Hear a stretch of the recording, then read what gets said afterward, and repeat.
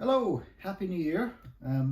Welcome to my channel. This will be the first story of 2022 and I've decided to do something a bit fun to mark the occasion. So I've written a story that is exactly 2022 words long, not including the title. And this is story number 107 and it's based on the following 5 random words.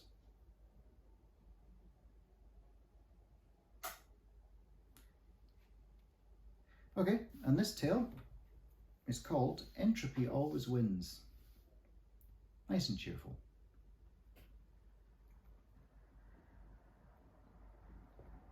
The problem with getting old isn't the imminence of death, thought Karl McIntosh, it's entropy.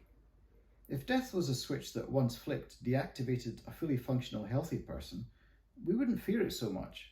It's the slow diminution of our faculties we fear. Karl had this profound thought on the 1st of January 2022, while attempting to unblock the sink in the utility room in his father's house. With immaculate timing, Karl's dad had passed away, aged 87, 2 days prior to the family's annual Hogmanay gathering, meant both to mark his father's birthday and the turning of the year. Robert McIntosh had been ill for years. Hypertension, type B diabetes, terrible arthritis, and a compromised immune system made the last 15 years of his life particularly miserable, yet the old man maintained his ribald sense of humour to the end. When Karl's sister Annie had asked what Robert's last wishes were regarding his eventual demise, he'd answered, "Just lob me in a skip, or put me in the wheelie bin. One the bin men first, mind." He'd been utterly unsentimental all his life, and so it was something of a surprise when Karl found he'd written a will just a few days prior to the heart attack that had finally killed him. In the brief document, Robert had specified that his funeral would be modest and mercifully brief, with no flowers or wailing, and for music just a piano playing a version of his favourite song, The Long and Winding Road. The funeral would be held on the 3rd of January, but Annie and Karl had decided to go ahead with the Hogmanay shindig, since if there was one thing their father liked, it was a communal opportunity for debauchery. After almost 2 years of COVID-related social avoidance, the siblings no longer had any reason to avoid their friends, so they declared it a memorial party and invited everyone they knew and everyone who'd known Robert, including his ex-wife, who surprised them all by bursting into tears at the stroke of midnight, when Annie sat down at the piano to play the Beatles classic her father had loved. The party had finally wound down at 5 a.m, by which time Karl had sobered up enough to declare that the first day of 2022 would provide an opportunity to battle his father's implacable enemy, entropy. Before they all went to bed, Annie and her partner Simone had helped him clear up all the empties and restore their father's home to some semblance of tidiness. When he found himself wide awake at 9 a.m. and unable to get back to sleep, Karl decided he'd set about his chores list without disturbing them. No hoovering before noon. Karl was 54 years old, separated from his long-term partner, childless and underemployed, as a sales rep for a software firm. Karl felt the pressure of accelerating time as his friends celebrated their children's birthdays, graduations, and even engagements on social media, while he failed to learn to play the guitar or finish the novel he began writing last summer. Karl wanted to start 2022 by achieving something, so he made a list. 1. Unblock utility room sink. 2. Remove ivy from guttering. 3. Tidy guest bedroom. 4. Tidy garage. 5. Order skip. The skip was for the many items he'd be throwing out as a result of tasks 3 and 4. Robert had been an inveterate hoarder, as the piles of musty New Scientists, boxes of semi-retired shoes, and rusting motorbike parts in the garage attested. Karl would be careful not to throw out anything which might have sentimental value to Annie, which might prove tough, since his sister, despite her mannish demeanour, would often exhibit attachment to the most peculiar items of memorabilia. A teddy bear missing one eye and one leg, savaged by a long-deceased family Labrador, her maths homework jotter from the late 1980s, the remaining half of her long-shattered first skateboard.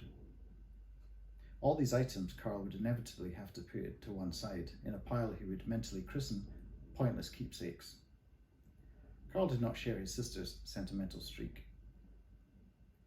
After 15 minutes of struggle, to the accompaniment of the sound of small birds fighting over something unseen in the garden beyond the kitchen window, Karl finally unplugged the U-bend, where a ball of cling film had inexplicably lodged itself. Foul-smelling water gurgled down the drain as Carl reconnected the pipes, then washed his hands and face thoroughly. The ivy beckoned. Try as he might, it was all but impossible to avoid loud clattering sounds as Carl extracted the metal stepladders from the garage. Since they were hemmed in by garden implements, randomly acquired pieces of broken furniture, and even the side door of a VW Beetle, Robert's first car.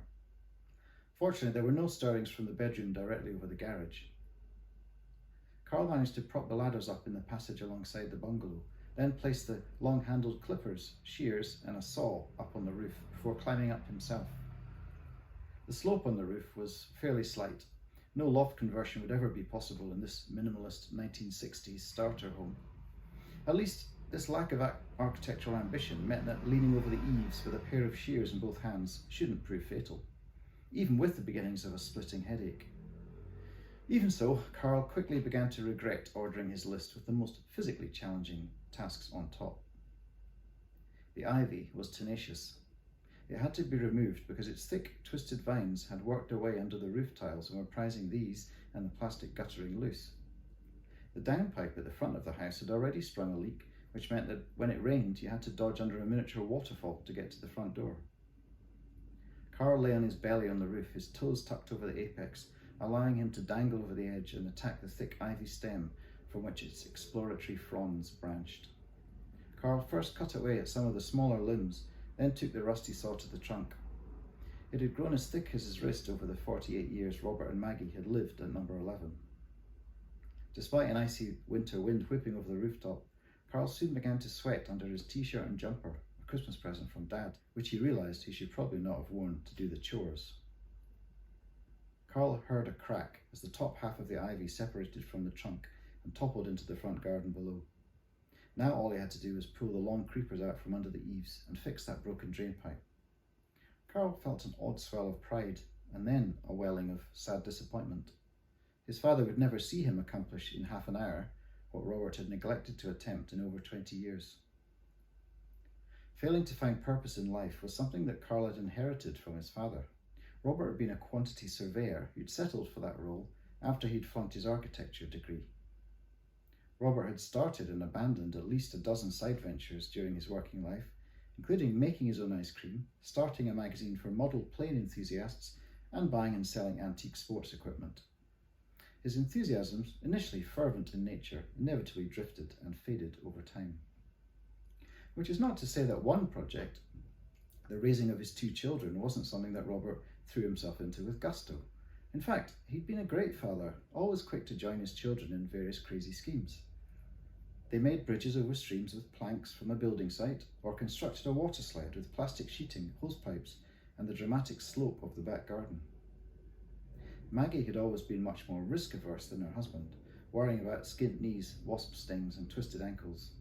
However, she provided the common-sense nurturing skills that Robert had lacked. For Robert, parenting had been a ramshackle adventure. To his wife, it was a set of important procedures and milestones. They never quite saw eye to eye on this, and Robert suspected their different parenting styles had driven a wedge between them that hadn't been there when they were carefree and childless. Still, his mother's tears at the Hogmanay celebrations had moved Carl. Even though she'd not lived with Robert for the last 27 years, she still evidently had strong feelings for him. Her second husband, Gerald, was something of a saint, supporting her while she read her touching eulogy to her ex-husband at the party, a poem in only intermittently embarrassing blank verse. Carl wound the strands of brown ivy around his arms as he pulled them from under the crumbling slates. These thin creepers had forged surprisingly tight bonds with the underside of the roof. Carl was half surprised none of the slates came free as he yanked, pulled, and cajoled the vegetation loose. When he was finishing the second task, Carl climbed down the ladder to see Annie squinting bleary-eyed from the front door. "I wondered what all that commotion was. I thought we had squirrels up there." Carl shook his head. "Just me clearing the ivy." Annie looked at her brother like he just announced he'd joined the Masons. "Are you mental?" "Probably," Carl said. "Make me a cuppa, will you?" As she nodded and began to retreat back into the house, Carl shouted after her, "I'm not going back to bed. You're going to help me with the crap in the garage and the back bedroom." Carl heard his sister curse violently. She had Robert's filthy tongue as well as his sense of humour. Then he heard the rising swell of a kettle boiling as he repositioned the ladder and set to work trying to tape the drain pipe back together and screw it back in place under the eaves. These simple tasks were lending Carl a sense of purpose, he realised, preventing him obsessing over how rootlessly he was entering 2022. Carl was a middle-aged man with little to tie him down and no grand plans or adventures in his future. He'd have to do something about that. His choice was stark. Carl could either move into his father's home and have a more comfortable base in Edinburgh from which to shape his latter decades, or else he could do as Annie suggested, sell the house and divide the proceeds, with a third share going to their mum. Perhaps recognising Carl's tenuous grip on life, Robert had bequeathed him the home, leaving only cash to his daughter. Annie had at first been affronted, but then realised how much work would be involved preparing the house for sale, so she hadn't minded when Carl had suggested he might move in. Whatever he chose, Carl had several months of hard graft ahead of him if he was to make Robert's house habitable for any new owner. He relished the chance to assert some order, even if it were in the context of his father's home rather than his own life. While Carl was standing admiring his handiwork prior to bagging the ivy clippings, Annie came out with a cup of tea for him. Simone, a svelte dancer who couldn't hold her alcohol as well as Annie, was still sleeping it off upstairs. Carl accepted the mug of Scottish blend with gratitude. He leaned back, sipping the hot liquid, making a satisfied smacking sound with his mouth after the first mouthful. "Stand right there, will you?" Annie commanded, ferreting her phone out from her dressing gown pocket. "You look just like him." Carl couldn't decide whether this was a good or bad thing, but as Annie took his picture, Carl realised his sister had developed the same concentrated frown that his mother wore. Are we destined to channel our progenitors? He wondered. Carl posed for Annie's photograph, shading his eyes to look up at the repaired roof. I'm doing a good day's work, he thought with satisfaction.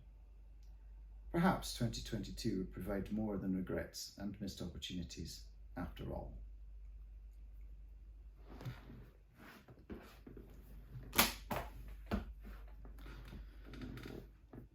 So I hope you enjoyed that. It's a little bit more melancholy than I'd intended when I started writing it, but there is hope, someone making a change in their life at the beginning of a new year. Anyway, if you like that story, feel free to tell the world, share it, say nice things on social media, and subscribe and like.